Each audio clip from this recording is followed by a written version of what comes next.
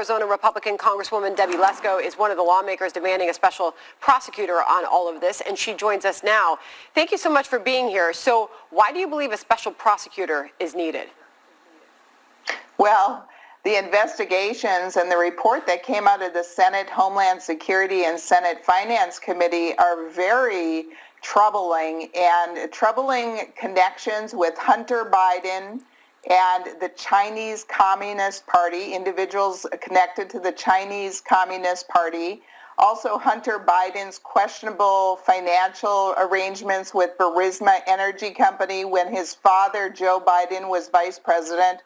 All of these things are very concerning, and I'm concerned that assuming President-elect Biden becomes president of the United States, this is all going to be swept under the rug by his, person that's appointed to the DOJ. Yeah. And so I think a special counsel needs to be appointed because the American people are sick of injustices. They see that people that are conservatives are getting, all kinds of investigations, like President Trump was investigated for basically 4 years, and nothing's happening to the liberals. It's very unfair, and the American people and myself want to see justice.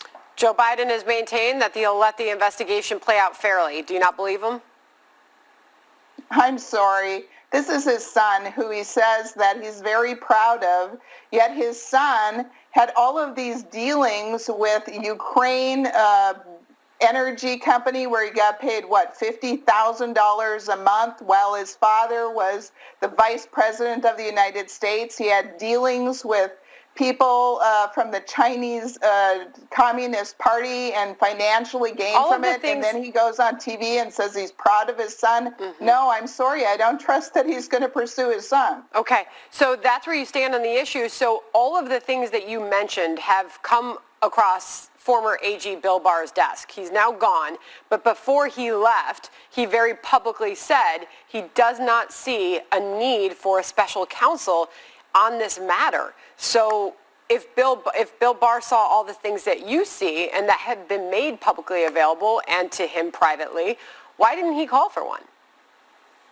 I don't know. I didn't get an answer from the Department of Justice and from AG Barr, and so I don't know. I wish he would have explained it to me and explained it to America, because it's very puzzling to me. Americans are just see that there's not a good justice system going on here, that conservatives can be, the Democrats go after conservatives, but we don't do the other thing when it's justified. I think it's justified to have a special counsel, and so do other Republicans. Congresswoman, going back to that interview that I had earlier today with the computer repairman who said he had Hunter Biden's laptop, he then said he didn't want to go public with it, but he thought he was doing the right thing, turned them over to authorities. He then went on to say he feels the proper authorities failed him. But he did that, and now that laptop is at the center of all of this. So you look at him, he's suing Twitter.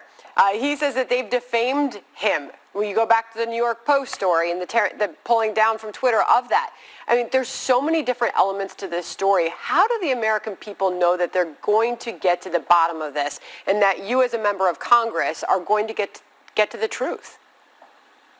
Well, myself and other Republican Congress members and senators really are trying to get to the truth. It seems sometimes like we have an uphill battle, and sometimes I don't know the reasons. I trust Attorney General Barr, and I do not understand why he didn't appoint a special counsel. Maybe he has good reason, and maybe he doesn't. But it would have been good if he would have let us know the rationale behind it.